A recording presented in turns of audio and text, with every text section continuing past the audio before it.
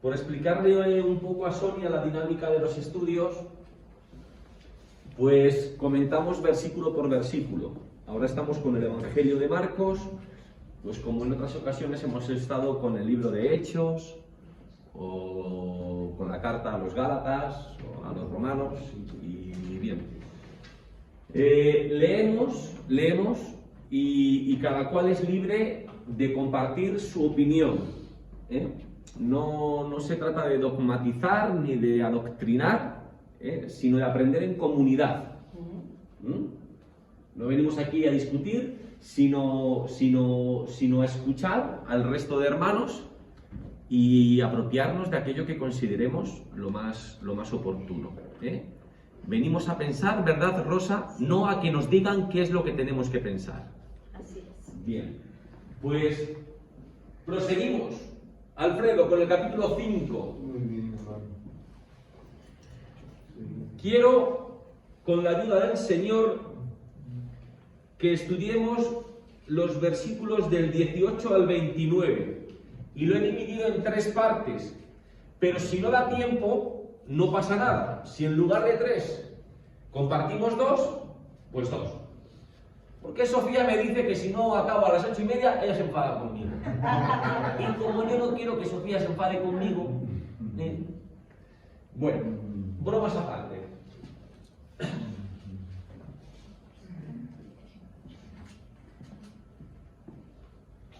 ¿Alguien se acuerda del milagro que estuvimos viendo la semana pasada? Cuando ¿Sí? el Señor cambió al mar y a los vientos. Calma el mar y posteriormente a calmar la tempestad, ¿qué es lo que sucede?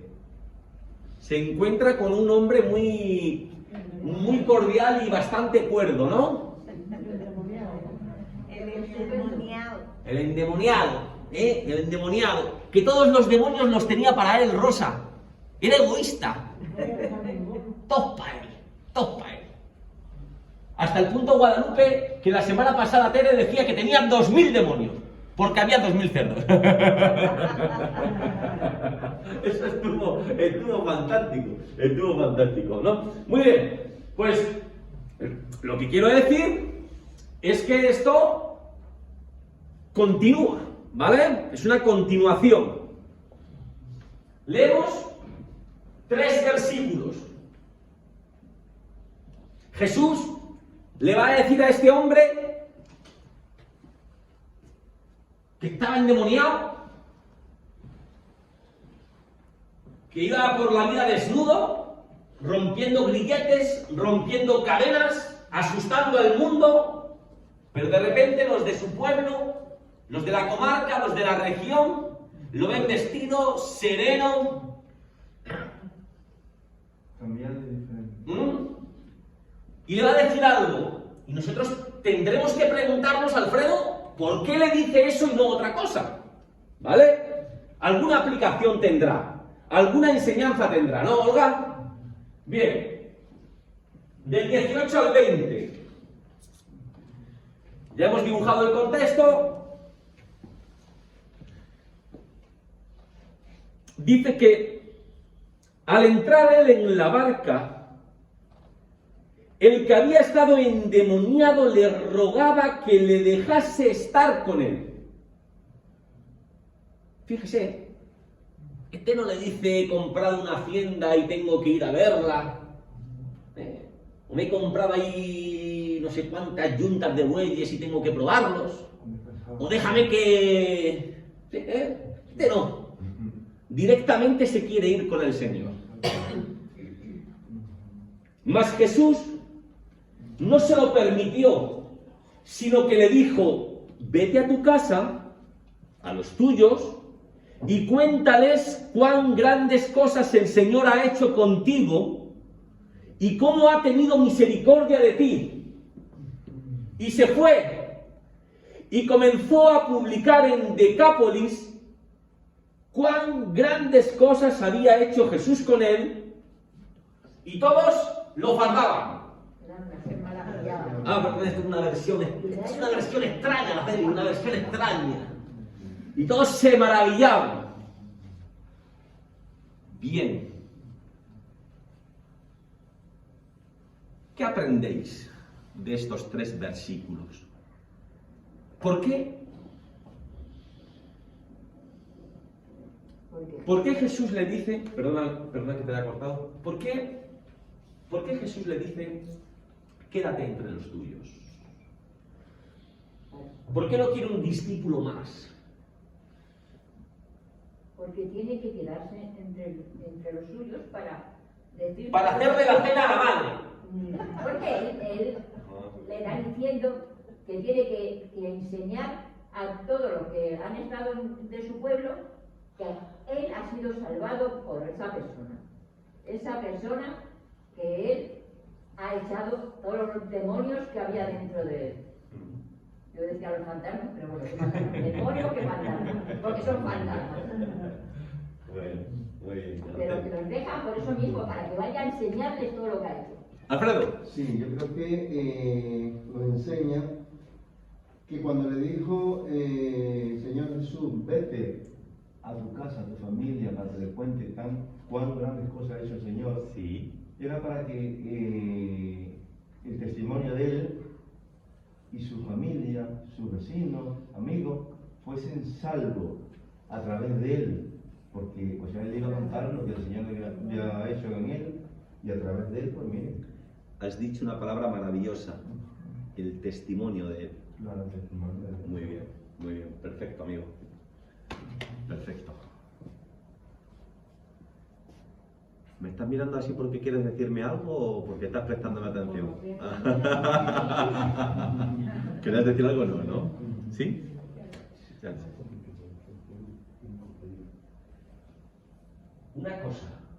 Una cosa que no sé si, antes de entrar en materia, que no sé si habéis reparado en ella. Este nombrecito Decápolis. Decápolis. es importantísimo para entender el texto. Es una ciudad. Le da connotaciones distintas.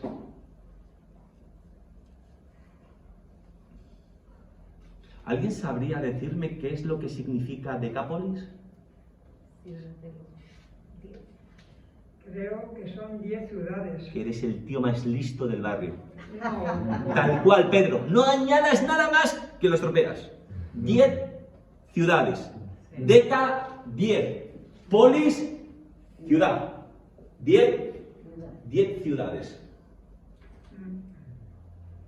Para entender el por qué Jesús le dice esto al señor Legión, tenemos que conocer un poco la historia de Decápolis.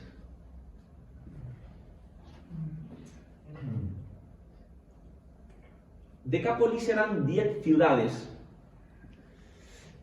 con una identidad bastante especial. Era diferente al resto. Si se dan cuenta,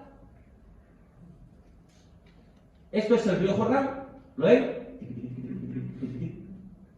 Sofía, ¿no? ¿Que se ha quedado dormida?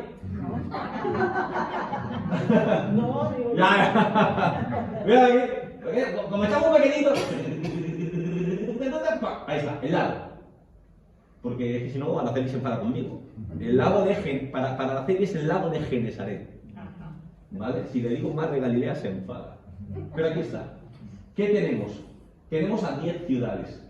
9 están al este del Jordán. El este es la derecha. Al este del Jordán. Y solamente una está al oeste, que es Escitópolis.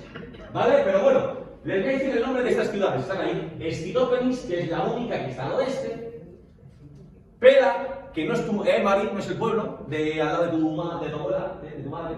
Pela, Bión, Gerasa, Filadelfia, Gadara, Rafana, Canata, Hipos y Damasco. ¿Vale? Estas ciudades, en esencia eran griegas. ¿Por qué eran griegas, Tere? Ya que me lo estás preguntando. ¿Tú has escuchado hablar de Alejandro Magno? pues en su expansión del imperio, él funda esas iglesias. Uy, esas iglesias que estoy yo. Bueno, venga, vale. Amén. Vale. Él funda esas ciudades. Él se adentra en territorio sirio, en territorio palestino, y crea 10 ciudades griegas. ¿Vale? Entonces, por muchísimo tiempo esas ciudades son semi-independientes. Acuñan sus propias monedas, se gobiernan ellas mismas, se asocian para defenderse, ¿vale? Son bastante independientes. Hasta que en el siglo XI a.C., en el tiempo de los macabeos, Rosa, pues conquistan a la mayoría de estas ciudades y se las traen para la nación judía, ¿vale? Hasta que en el año 63, un emperador que no era Justiniano, era Pompeyo, creo que era en el año 63, se hace con ellas. ¿Y el Imperio Romano cómo funcionaba? Oye, no tenía soldados para abarcar todo el imperio conquistado. Entonces funcionaban con reyes tributarios, ¿vale? No molestaban mucho siempre y cuando tú pagaras los impuestos y los jóvenes hicieran el servicio militar, ¿vale? Es más, estas ciudades no tenían tropas romanas, las dejaban tranquilas.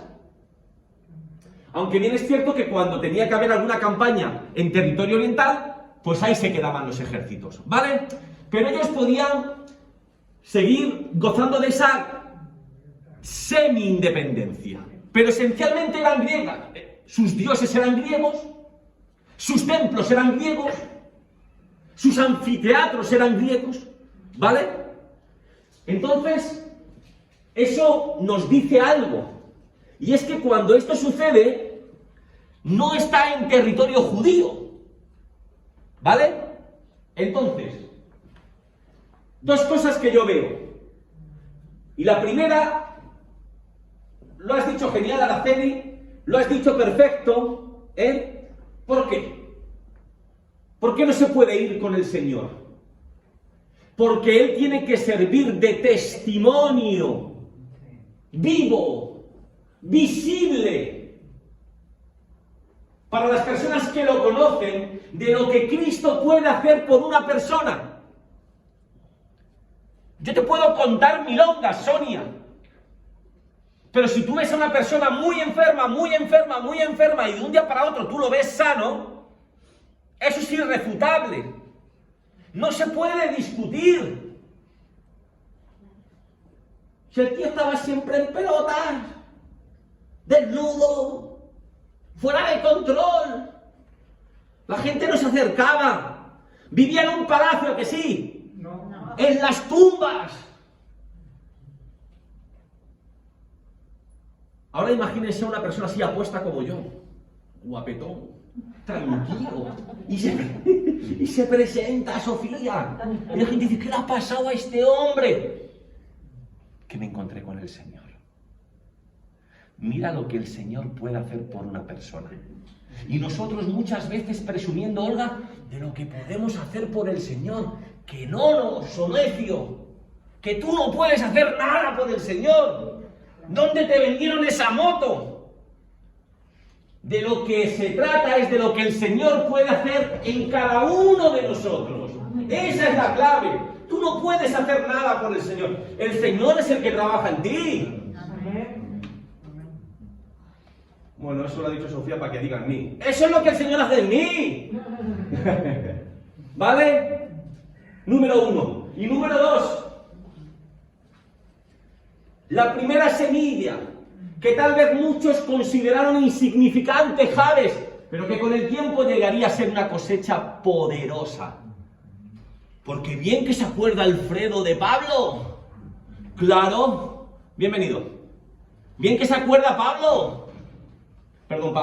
Alfredo, de Pablo y de sus viajes misioneros. Y de esas personas que se convertían y esas iglesias que se abrían. Pero ¿quién fue el primero en hablar en territorio heleno, en territorio griego? un loco que había sido curado. Muchas veces, Juan, y nos preguntamos, ¿pero qué puedo hacer yo? Pero tú me has visto.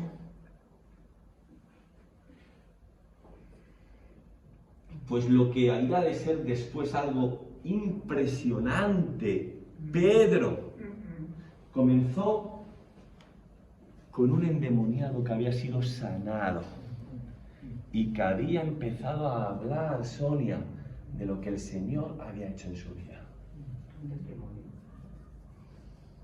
Testimonio. Hay una frase por ahí muy chula, Sonia, que dice que tú eres la única Biblia que muchos van a leer.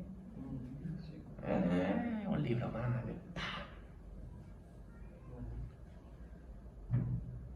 Pero si realmente hay un cambio en nosotros, porque a veces con el tiempo nos perdemos y en lugar de ir a mejor vamos a peor, pero bueno, el ser humano es así y Dios también lo sabe y nos tiene paciencia y sigue trabajando con nosotros, pero cuando realmente hay un cambio,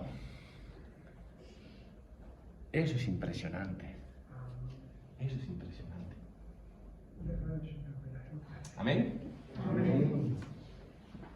Segundo pasaje, del 21 al 24. Sofía, usted me dice, Feli, o termina o yo me voy, pero no. Del 21 al 24. Otra historia bonita, Hoy va de historias bonitas, de milagros preciosos.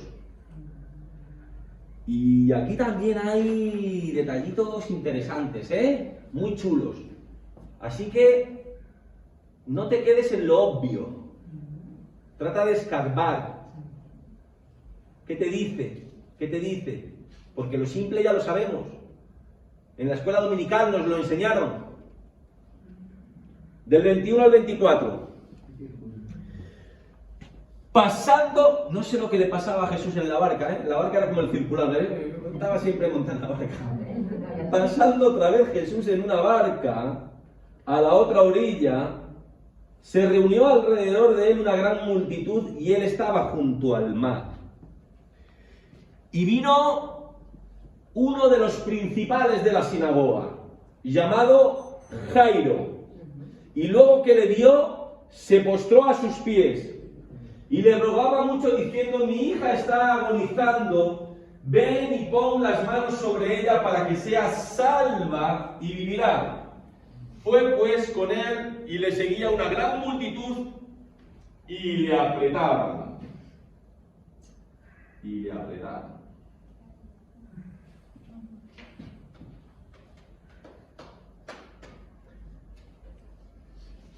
No veo manos levantadas. Sí. Amén. Bueno, hay un detalle. Ahora te dejo, ahora te dejo, no te veo aquí. Pero hay un detalle, bueno, importante, curioso, pero que en el relato de Marcos no aparece. Pero bueno, ahora lo comentamos. Dime, Pedro, amigo. Pues mire, vino uno de los principales de la sinagoga, el 22, Sí, llamado Jairo, sí, lo sé. y luego que le vio, se postró a sus pies. Sí, Jairo, como su hija, más adelante se verá, estaba enferma para morir, sí, que luego salieron a decirle que estaba muerta. sí, Yo veo que lo que un padre hace sí. por una hija, porque siendo principal de la sinagoga, Sigue por ahí, no se podía sigue por ahí. poner a los pies de Jesús porque estaba señalado como que era enemigo, más o menos. Y entonces las habichuelas suyas se las jugó. Oye, eso es un comentario. Es un comentario de envergadura, Sí, pero antes de dejar, más que nada porque no está aquí en Marcos, ¿vale? Está está en otro texto paralelo. Gracias, Araceli. ¿Alguien sabe los años de la muchacha? Dos. Gracias. 12. Leo, ¿a ti te dice algo los 12 años?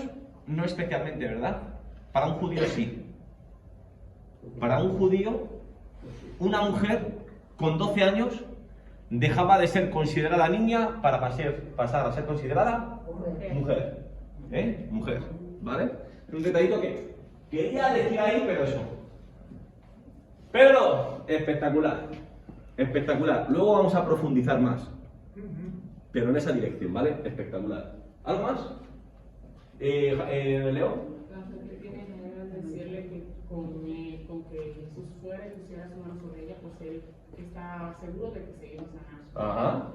Fe, ¿no? Fe, ¿tienes fe? Muy bien. Sí, ¿no? Demuestra tener fe, ¿no? Claro, ¿verdad? Sí. Eso es como me recuerda, ¿verdad? La historia del legionario, ¿no? No soy digno de que entres a mi casa porque, claro, en aquel tiempo un judío entrar en la casa de un gentil, eso, vamos. No hace falta, ¿sabes? Si yo estoy acostumbrado a... Yo sé de qué va esto, yo estoy acostumbrado a mandar. Yo digo una palabra y me obedecen, tú... Está muy bien, Leo. Sí. Muy interesante.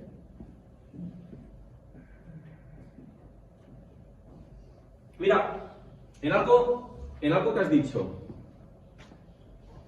Pedro, ¿este hombre era un hombre común, normal, del montón? No. Era principal de la sinagoga. Eso ya lo hemos estudiado en otras ocasiones. No sé si Araceli se acordará, pero si no, yo se lo vuelvo a recordar. ¿Cuál era el cometido de un principal de la sinagoga? Era el responsable de la administración de la sinagoga. Era el presidente del consejo de ancianos. El encargado de que las cosas funcionaran correctamente. El que se encargaba del orden del día. Tú vas a hacer esto y tú lo otro y no sé qué. Normalmente él no salía a participar en la reunión, pero se encargaba de organizarlo todo. Que todo estuviera en orden, perfecto. Es decir, ahí tenemos a una mujer de 12 años, a un hombre principal. Y este hombre a mí me enseña un montón de cosas. Antes de empezar a soltarles toda la traca, ¿alguien quiere decir algo más? La fe. ¿La fe? La fe de él. ¿Está bien? No le importó siendo quien era. No le importó. Ah, perdón, un segundo, bueno, es que no me respeto. Vale, es que no le- Ahora te veo. No, tú vas a hablar, tú digo, claro, no te veo, ahora que has levantado la mano te veo. No va a ser rápido. Antes, mira Rosa, seguro que se ha ido al baño para que la viera. Seguro que se ha ido al baño para que la viera. Ahora te doy paso, por el cielo. No, digo que no le importó siendo quien era postrarse a los pies de Cristo. Sí, ese matiz, eso dice mucho. Ahora vamos a desarrollarlo, pero ese detalle es impresionante. Mari, cariño, perdona. Bien. No te perdono. Bueno, aparte de lo que ha dicho Tere, ¿no? Del corazón. Sí. O sea, esto es como cuando dicen, ¿te acuerdas de Santa Bárbara cuando truena o algo así, ¿no? Cuando truena. Entonces, esto lo que nos enseña es que el ser humano, como ser humano que es, cuando algo nuestro es lo que nos duele, es Sí. cuando nos da igual todo lo que esté por encima nuestro, que nos agarramos a Dios. Bueno, Dios, en este caso. ¿sabes, Rosa? Me sentí tentado a decir que era un comentario de envergadura, pero ¿sabes lo que me he dado cuenta? Que digo eso si lo que comentan está en mis papeles, ¿sabes? Entonces, claro, son de envergadura porque los tengo yo, ¿no? Digo, si no, está muy bien. No lo sé, digo, eso refleja una realidad, Marimar, que muchas veces nos acercamos a Dios en un momento de necesidad, y no debiera ser así. Pero el Señor no nos lo reprocha. Nos atiende, nos mima, nos cuida, nos acompaña. Que no debiera ser así. Que simplemente por el hecho de ser Dios ya deberíamos acercarnos a Él. Pero el ser humano tiende a acercarse a Él cuando las cosas están mal. Pero que lo hacemos casi todos, menos Tere, que es muy santa, casi todos. nos acordamos más de Dios cuando estamos mal. Susi. A mí la cosa que me llama mucho la atención es que ponga su nombre propio, se llama Jairo. Porque muchas veces cuando Dios hace cosas con nosotros, por nosotros, ¿no? Lo que decía Marimar, ¿no? Que cuando te aprietas te acuerdas siempre de Dios, pero luego una vez que ya has pasado el bache, como que vuelves otra vez a tu vida. Pero este Jairo no puede porque sale reflejado su nombre. No es, dice, un principal de los sacerdotes hizo esto, no. Sí. Jairo, el principal de los sacerdotes, hizo esto. O sea que a lo largo de los años, todo el mundo sabe que ese principal era Jairo. Sí. ¿Sabes? Hay una cosa que he cometido un error y ahora que lo dices puedo comentarlo. No me ha dado por buscar el significado del nombre. ¿Sabéis, no? Que en aquel tiempo los nombres tienen su... Pero no sé lo que significa Jairo. Lo mismo es interesante, ¿sabes? Lo mismo también tiene una enseñanza, pero a mí no me ha dado por buscarlo, fallo mío, ¿eh? Como maestro, eso no tengo que apuntármelo en el debe, ¿eh? Alegría, gozo. Oh, qué curioso, ¿no? Un gozo, se está muriendo la hija. Bueno, está muy bien. Ajá. ¿Alfredo? Sí. Sí, yo creo que aunque él era el principal, Sí. yo creo que en ningún momento este hombre, se hacía pasar como que él era el más grande y eso, ¿me entiendes? Porque relata la hora que su hija se estaba muriendo, él se humilló ante el Señor y reconoció que solamente el Señor y por la fe de él que tenía podía salvar a su hija, ¿me entiendes? Qué bueno. Y eso es un testimonio muy grande de él. Ya es la segunda palabra clave que dices esta tarde, ¿eh? Muy bueno, hermano. O sea, también no viene estar malo, ¿eh? Has cogido fuerza. Cuando le veamos apagado le vamos a decir ponte otra vez malo y... Así que eso. Miren, cosas, me sentí tentado a decir que yo veo, pero no. Cosas que hemos visto todos, porque lo habéis comentado. A ver, cuando este hombre se encuentra con Jesús, pasan ciertas cosas en él. En primer lugar, lo habéis comentado, se olvida de sus prejuicios. Creo que fuiste tú, Pedro, de sus prejuicios, ¿vale? Él es principal de la sinagoga. Y quiero preguntar, a ver si alguien sabe responderme. Las sinagogas para Jesús, ¿cómo estaban? Cerradas a cal y canto. ¿Por qué está predicando en el mar? Porque ya no es bien recibido en una sinagoga. ¿Vale? Por tanto, seguramente, y no nos equivocamos, para este hombre, Jesús, es alguien de quien te tienes que cuidar. Es un hereje. Es alguien para quien las puertas de la sinagoga están bien cerradas. Alguien que si te quieres llevar bien con los guardianes de la ortodoxia, mejor que no te juntes con él. ¿Vale? Por tanto, a mí me enseña que este hombre se olvida de sus prejuicios. Cuando su hija está enferma y sabe que va a morir, se olvida de todas esas cosas. ¿Qué significa prejuicio? Un juicio que se hace antes de tiempo. No valoramos ¿cómo se dice? Las evidencias, pero ya tomamos una decisión. Me cae gorda, Juani. Pero si no la conoces, si es el primer día que viene, me da igual. Hay algo que no me gusta. Eso es un prejuicio. No te has sentado con ella ni media hora a tomar un café, pero ya tomas una determinación. Qué mentira, Juani.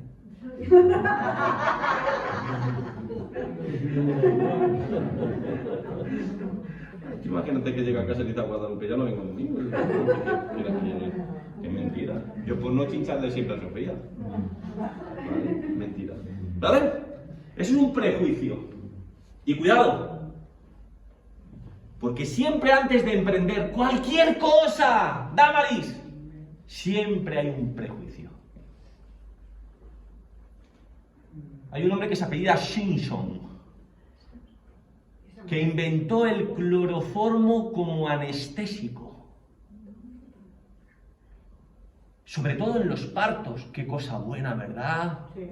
Qué cosa buena. Pues este hombre, pues ¿saben lo que le decían a este hombre? Que eso era cosa de Satanás. Que era cosa de Satanás.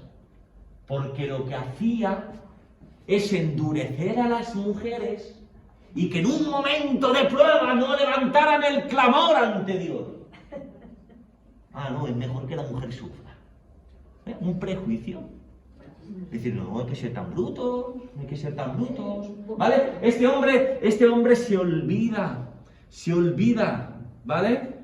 Él sabe perfectamente quién es Jesús, qué se piensa de Jesús, pero cuando su hija está enferma, se olvida de todo eso. Número 2. Creo que lo has dicho tú. No me acuerdo, unos cuantos, 2 o 3 lo habéis dicho. Se olvidó de su dignidad. Este hombre principal de la sinagoga, dice el texto literalmente, que se postró a los pies de Jesús. Y es que muchas veces para salvar nuestra vida o nuestra alma, tenemos que despojarnos de nuestra dignidad. Hay un filósofo cínico, ¿cómo se llama? Diógenes, no me salía. Diógenes. Pues unos piratas, Pedro, lo cogen como esclavo y lo van a vender. Y él está viendo los que pujan por él. Y dice la historia, creo que es verdadera, dice la historia que vio a un hombre y dice, véndeme a él porque necesita un maestro. Hombre, no lo sé, pero si tú escuchas eso, cómprame tú que necesitas un maestro. ¿Tú que tienes posibles para comprar a ese y ese te está diciendo que tú necesitas un maestro? Pues ese hombre le compró y puso su casa a su cargo y la educación de sus hijos a cargo de Diógenes. Y dice que es lo mejor que le había pasado nunca jamás a su casa. Pero para que eso ocurriera, tuvo que olvidarse de su dignidad y ser capaz de ver más allá. Él se olvida de su dignidad. El pastor de la iglesia. Una mirada más adelante de lo que se ve. Número 3. Se olvidó de su orgullo. En las iglesias hay mucho orgullo. ¿A qué sí, Araceli? Sí. Que no lo digo por ti, lo digo por Alfredo. Que broma. ¿Qué digo? Se olvidó de su orgullo porque a alguien de ustedes le gusta deber favores. ¿Les gusta hacer las cosas por nosotros? Nosotros mismos. No deberle nada a nadie. ¿Por qué te tengo que deber algo yo a ti, Rosa? No quiero deber nada a nadie. Para que luego me lo eches en cara. No queremos deber nada a nadie. Hay un pasaje maravilloso de Naamán. Creo que se llamaba así. Sí, no, el sirio, ¿no? Era sirio, ¿no? Yo pensaba que era austriaco, pero bueno, el sirio. Primer ministro sirio. Y tiene gripe. No. ¿Qué era? Lepra. Vale, lepra. Tiene lepra. Y va a Eliseo, porque quiere ser sanado. Y fíjense, tiene que claudicar con su orgullo. Porque Eliseo, ¿qué es lo que le dice? Que se tiene que bañar en el... Se tiene que bañar en un lodazal, en un río arenoso. Pero si hay muchos ríos mejores en Siria. Y no solamente eso, es que Eliseo no se lo dice cara a cara. Manda a un sirviente a decírselo. Es que eso no es un trato normal para el primer ministro del imperio sirio. Sin embargo, tuvo que tragarse su orgullo. Y hacerlo.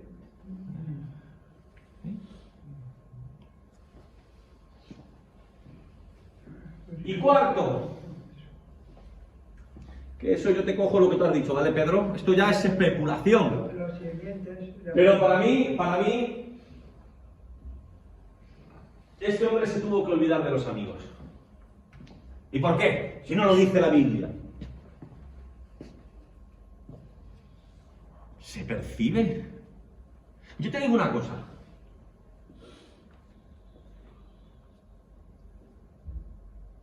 Tú tienes a tu hija de 12 años. Muy malita, a punto de morir. ¿Tú la dejas sola?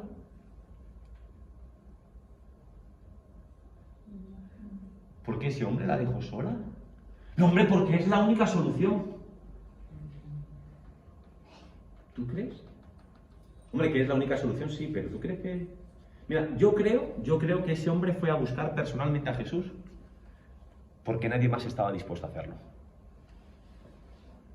La gente con la que él se juntaba, que también serían importantes dentro de la sinagoga, de los religiosos. Yo creo que ninguno estaba a favor de que fuera a ver a Jesús.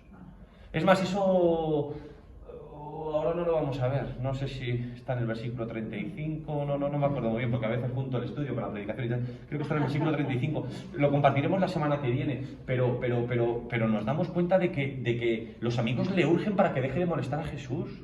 Y la gente dice, hombre, mira qué respeto le tienen a Jesús, que lo que no quería es que hablase con Jesús directamente, que no le molesten más. Deje, ¿vale?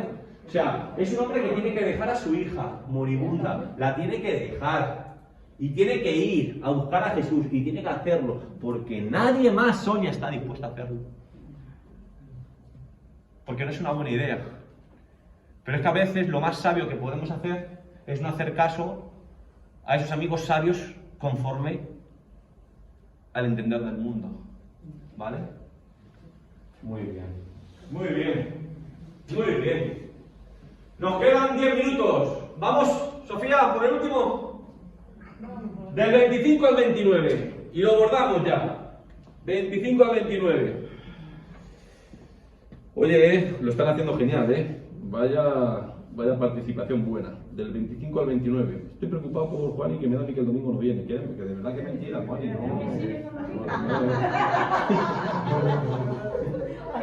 Hasta luego, que no se te vaya Juani sin saludarlas.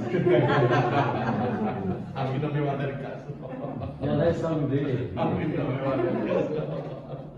Del 25 al 29, dice, Sofía está preocupada, dice, ya perdí un minuto de los 10. Del 25 al 29.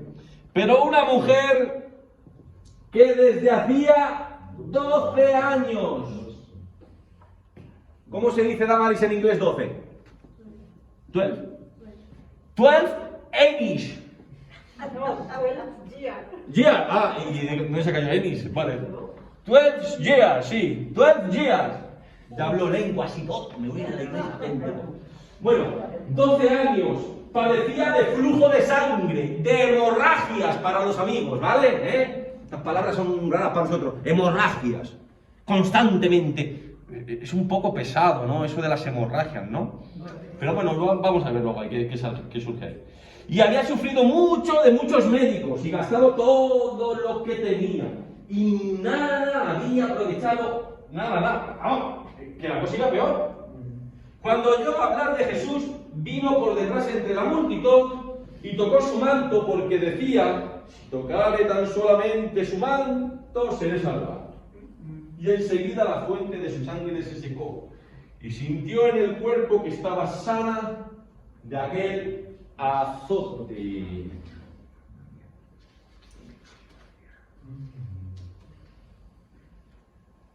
Díganme.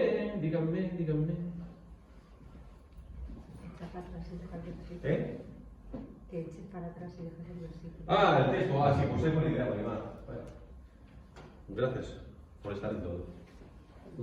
La actitud de esa mujer, ¿cómo lo llamamos? ¿Fe o confianza?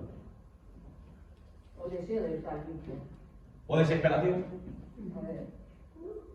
Ella expresa con sus palabras, si yo solamente pudiera llegar a hacer esto, yo iba a recibir esto.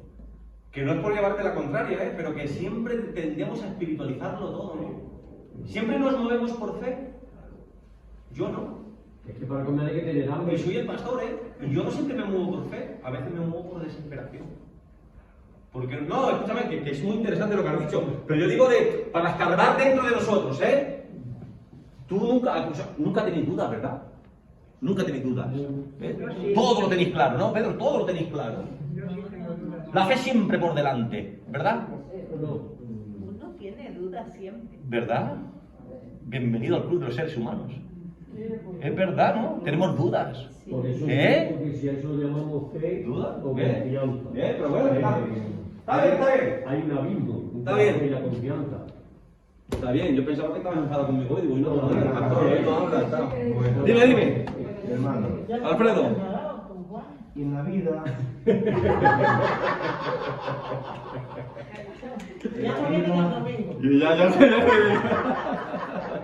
Alfredo, diga. En la vida humana, y pues hay muchísima gente, por ejemplo, pongamos, que creen en Dios a su manera, ¿no es cierto? Y bueno, pues les pasa tantas cosas y esto, bueno, pues dice, voy al médico, voy al brujo, voy al vidente, voy a esto. Sí. Y al último dice, bueno, pues voy a probar a Dios, a ver si es que Él puede hacer algo por mí. Y nos da, o sea, me dice aquí que esta mujer, pues claro, ya ha gastado todo lo que ella tenía, todo lo que ya, sus recursos, y al final de cuentas de oír que nuestro Señor Jesucristo. Es más, ese comentario de Marcos es pelín sarcástico, ¿no? O sea, se está riendo un poco de los médicos, ¿no? Había ido a muchos y se había gastado todo en ellos para nada, no. O sea, ahí, yo percibo cierto sarcasmo, ¿no? Como metiéndose un poco con los médicos, no fueron capaces de solucionarle el problema. Pero al último ella toma la decisión correcta, porque esa fue la correcta de ella. ¿Ya no le quedaba dinero? Ya no le quedaba nada, y dijo, bueno, si tocase el manto del Señor Jesús, yo seré sana. Y lo decidió, lo tomó, y vean, y fue sanada. ¿Y eso era así de fácil? ¿Eh? ¿Y eso era así de fácil, Alfredo? No. Porque había mucha gente alrededor. ¿Solamente porque había mucha gente? ¿No se hace pensar algo más? Porque se supone que ella estaba proscrita. Como Oye, niña, te voy a tener que invitar a cenar esta noche, ¿eh? Por eso lo estoy haciendo. Cuidado, Estos detalles son los que marcan la diferencia. Mira, Susi, estás muy callado hoy, Estás muy callado. Pero puedo decir, ¿Qué? ¿Dices? ¿Qué puedo decir una cosa. Que lo de la cena era mentira, que te estás viniendo arriba. Bueno, Didi. Pero que creo que es más o menos el mismo caso que antes, o sea, es lo que te has dicho, puede ser desesperación. Yo creo que en el caso de Jairo fue un poco desesperación por la situación que tenía y esta mujer es el mismo caso. Sí. Es como, Sí. bueno, pues lo que decía Alfredo, ¿no? Es como mi última opción porque no tengo otra y eso es lo que hago. Sí. Yo lo veo igual, pero al contrario. Es decir, Jairo era un hombre que, a vista, lo que decía Maribel, a vista de todo el mundo, era un superhombre, era un elegido de Dios, y sin embargo esta mujer era todo lo contrario. Entonces Jairo fue de cara y se mostró, y esta mujer fue furtiva. Que no me vean porque me pueden apedrear, me van a matar. Pero yo ahí veo a ella, sí, la desesperación de esto es lo último que puedo intentar. Pero con cuidado, porque como me reconozcan. Claro. Ya, pero en cierta manera están unidos, porque a esta mujer la podían apedrear por eso, pero él también podía perder todo lo suyo y en su mundillo, entre comillas, también le apedrearían por lo que estaba haciendo. Sí, pero él de una manera distinta, pero ella no. Pero los dos casos son iguales, son por sí. Claro, cada uno arriesgaba lo suyo. Oye, me gusta a mí esto, me gusta a mí esto. Aquí lo que interviene es la fe. Sí. Y Jesús. Y el deseo de estar salvo. ¿Cómo dice Jesús? Estaba 12 años con hemorragia. Oye, hoy está siendo el mejor estudio, La mujer En mucho tenía que tiempo. salir. En mucho tiempo. Por alguna parte tenía que Escucha, salir. hoy vienen inspirados todos, total. Eso mejor que yo vine. Rosa, ¿ves? Se lo he dicho, Rosa, ¿ves lo que digo? Olvídese de que Dios va a estar igual, va a estar igual. Es lo que usted aporta al resto de la comunidad. Lo que todos aportamos a la comunidad, O sea, el culto, el estudio lo hacemos entre todos, ¿vale? Bien, miren, me parece fantástico, pero de verdad. En primer lugar, ¿han escuchado alguna vez esto del Talmud? Tal y cual. Bueno, no quiero liarles demasiado. En palabras sencillas, el Talmud es una interpretación abierta de la ley, ¿vale? De la ley hay cosas que quedan ahí, pero no quedan muy claras y como que necesitan ser explicadas. Bueno, pues para este tipo de hemorragias el Talmud ya te habla, Tere, de 11 soluciones, de 11 remedios. Pero no te creas que eran gran cosa, que algunos simplemente eran tónicos o astringentes, ¿vale? Aquí cositas que te echéis una pomadita, pero es que luego había mucho de superstición. Miren, cosas que están en el Talmud, ¿eh? Miren, a ver si lo tengo, se lo leo aquí. Por ejemplo, lo que te recomendaban, ¿cómo van a funcionar? ¿Cómo va a funcionar? Pues a lo mejor le decían a la mujer, tienes que llevar ceniza de un huevo de avestruz en una faja de lino en verano.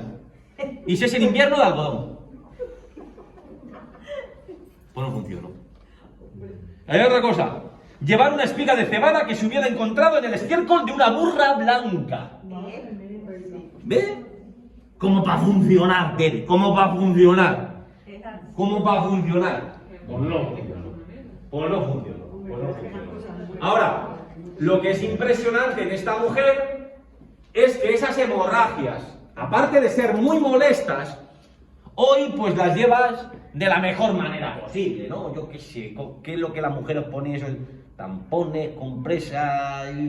Pero 12 años... No de lo que sea, 12 años con eso puesto, ¿vale? Pero es que la Sofía asusta. La mujer diría, ¿cuándo me llega la menopausia? Que no... Pero os digo una cosa, en aquel tiempo eso era un verdadero problema, Jacinta, porque esas hemorragias hacían que tú fueras una mujer impura y por tanto no podías ser parte del culto a Dios. Y no podías tener contacto con la gente, 12 años sin tener contacto con la gente, sin poder, en tiempos modernos, ir a la iglesia. Claro, la mujer está desesperada, pero como decía Susi, que no me reconozcan, porque no salgo viva. Ella no fue diciendo, señor, que tengo un problema, que tengo aquí un chorreo, que no dijo nada. Calladita. Y a ver si toco. Lo que toca, le puedo decir textos, que tengo ahí textos, pero como se me ha ido el tiempo, se le dice, lo que tocó es que todo judío, la ropa exterior, tenía así como una especie de... No, tenía algo, pero que tenía como 4 flecos. En cada extremo había un fleco. Y eso era un mandamiento, ¿eh? Era un mandamiento que se decía, al que es del pueblo de Dios, tiene que llevar esto. Entonces, cuando tú te ponías esa ropa con esos 4 flecos, tú lo que le estabas diciendo a la gente, tú mismo te lo dices a ti mismo, se lo dices a la gente, yo soy parte del pueblo de Dios. Pues uno de esos 4 flecos es lo que toca a la mujer.